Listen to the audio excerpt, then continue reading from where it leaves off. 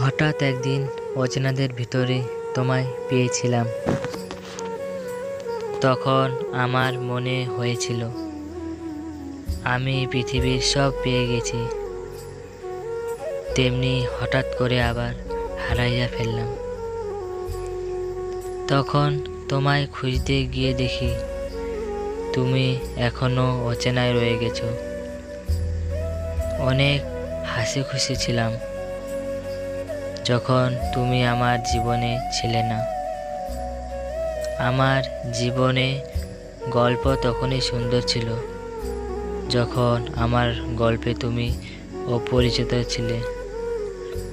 আমি মানি আমি বোকা ছিলাম, কিন্তু আমি এতটাই মানি যে আমি তোমার যোগ্য ছিলাম।